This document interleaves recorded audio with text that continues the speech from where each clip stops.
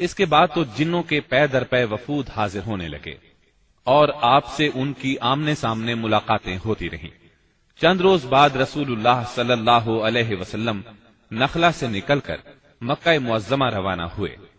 آپ کو اللہ کی طرف سے کشادگی اور فراخی کی امید تھی، جبکہ قریش کی طرف سے شر اور گرفت کا ڈر بھی تھا، اس لیے آپ نے احتیاط فرمائی۔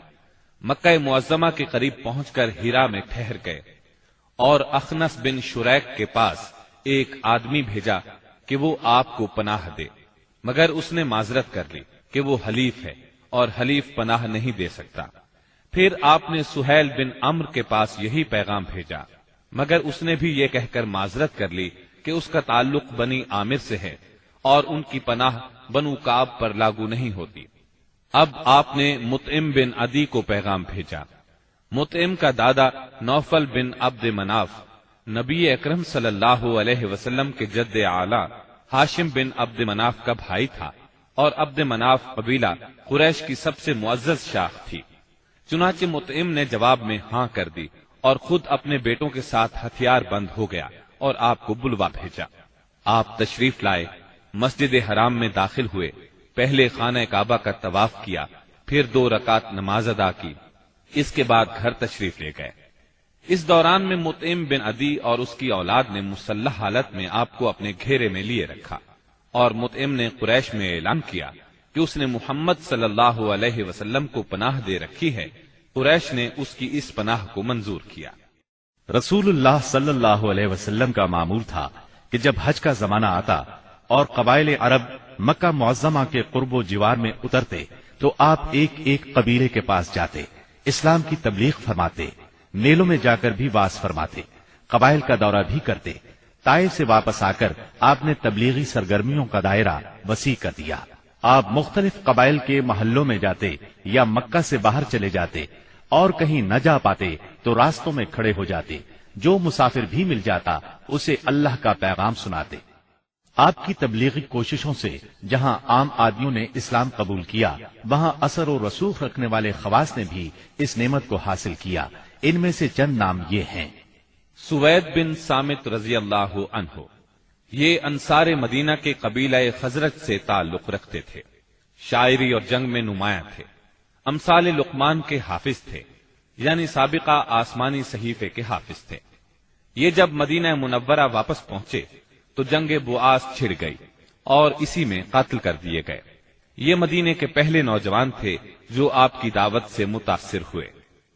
ایاس بن معاذ رضی اللہ عنہ، مدینہ منورہ کے مشہور قبائل اوس اور خزرج کے خونریز مارکوں میں قبیلہ اوس کو شکست ہوئی، اور اوس کے معزز لوگ قریش مکہ کے پاس گئے کہ خزرج کے مقابلے میں انہیں اپنا حلیف بنا لیں۔ ایاس بن معاذ اس وفد کے رکن تھے۔ آپ صلی اللہ علیہ وسلم سے ملاقات کا شرف حاصل ہوا تو اسلام قبول کیے بغیر نہ رہ سکے۔ جب یہ واپس مدینے پہنچے تو ان کا انتقال ہو گیا۔ زماد ازدی رضی اللہ عنہ، یہ یمن کے باشندے اور قبیلہ ازد شنوا کے ایک فرد تھے۔ اہل عرب میں جھاڑ پھونک اور تعویذ گنڈے کے لیے مشہور تھے۔ انہیں کسی نے آپ کے بارے میں بتایا کہ آپ پر جنات کا اثر ہے، تو یہ آپ کا علاج کرنے کی غرض سے مکہ آئے، اور پہلی ہی ملاقات میں آپ کے ہاتھوں پر بیعت کر کے اسلام قبول کیا، پھر واپس یمن چلے گئے۔ طفیل بن عمرو دوسی رضی اللہ عنہ، یہ یمن کے قبیلے دوس کے سردار تھے۔ وہاں ان کی ایک طرح سے حکومت تھی۔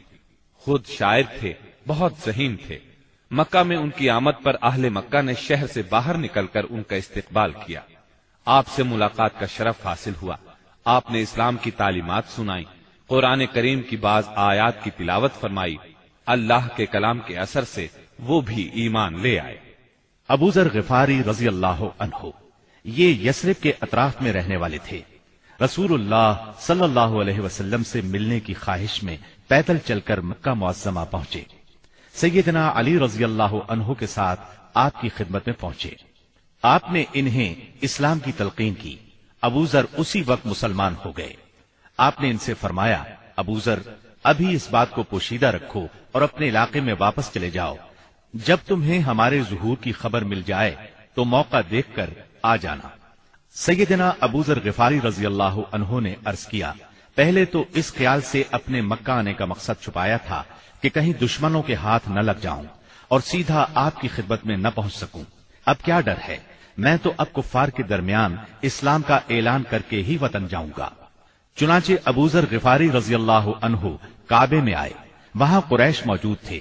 उनके इज्तिमा में बुलंद आवाज से कलमा शहादत पढ़ा। बस फिर क्या था, कुफ्फार पुकार उठे, मारो इस बेदीन को। कुफ्फार चारों तरफ से उन पर टूट पड़े, उन्हें नीचे गिरा लिया और खूब मारा।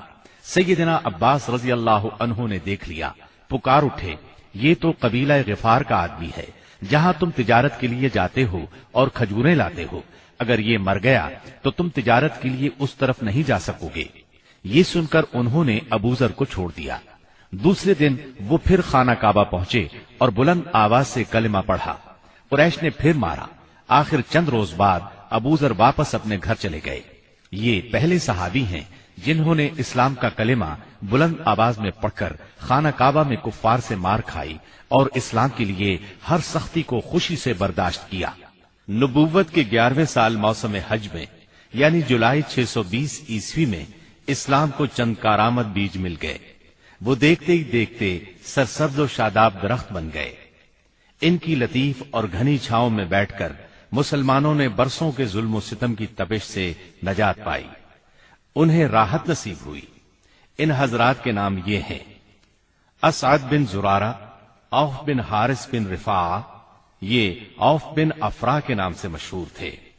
राफे बिन मालिक बिन अजलान, कुतबा बिन आमिर बिन हदीदा, उकबा बिन आमिर बिन नाबी और जाबिर बिन अब्दुल्ला बिन रिया। ये लोग 11 नबुव्वत में हज के लिए आने वालों के हमराह आए थे। चुनाचे ये लोग मिना की घाटी में रात के वक्त बातें कर रहे थे कि रसूलुल्लाह सल्लल्लाहु अलैहि वसल्लम का गुजर उस तरफ से हुआ। आपने आवाज सुनी तो उनका रुख किया। उनके नजदीक पहुंचकर फरमाया, आप कौन लोग हैं? वो बोले, हम कबीला खजरज का एक गिरोह हैं। आपने फरमाया, यानी यहूद के हलीफ? वो बोले, हाँ, आप ठीक समझे। इस पर आपने फरमाया, तो फिर क्यों ना आप हजरात से बैठकर कुछ बातचीत की जाए। उन्होंने कहा, जरूर, क्यों नहीं, तशरीफ रखिए। चुनाचे आप सल्लल्लाहु अलैहि वसल्लम वहां उनके पास बैठ गए। आपने उन पर इस्लाम की हकीकत वाज़े की, कुरान की तिलावत की और अल्लाह अज़्ज़ा वजल की तरफ दावत दी। इस पर उन्होंने एक दूसरे से हैरान होकर कहा, देखो, ये तो वही नबी मालूम होते हैं जिनके हवाले से यहूद तुम्हें धमकियां दिया करते हैं, कहीं वो इस्लाम लाने में पहल न कर जाएं। चुनाचे उन हजरात ने फौरन ही इस्लाम कबूल कर लिया। फिर उन्होंने कहा, हम अपनी कौम को ऐसी हालत में छोड़कर आए हैं कि किसी और कौम में उन जैसी दुश्मनी नहीं है। बस अगर अल्लाह ताला उन्हें आप पर इकट्ठा कर दे तो उनके लिए आपसे मुअज़्ज़ज़ कोई नहीं होगा। फिर उन्होंने वादा किया, हम दीन की दावत देंगे, आइंदा साल हज के मौके पर फिर आपसे मुलाकात करेंगे। और फिर जब ये लोग वापस मदीना मुनव्वरा गए तो अपने साथ इस्लाम का पैगाम भी ले गए। चुनाचे वहां घर घर इस्लाम का चर्चा होने लगा। उसी साल यानी शव्वाल 11 नबूवत में रसूलुल्लाह सल्लल्लाहु अलैहि वसल्लम ने सैयदा आयशा रज़ियल्लाहु अन्हा से निकाह फरमाया। उस वक्त उनकी उम्र 6 बरस थी। फिर हिजरत के पहले साल शव्वाल ही में मदीने में उनकी रुखसती हुई। उस वक्त उनकी उम्र 9 बरस थी।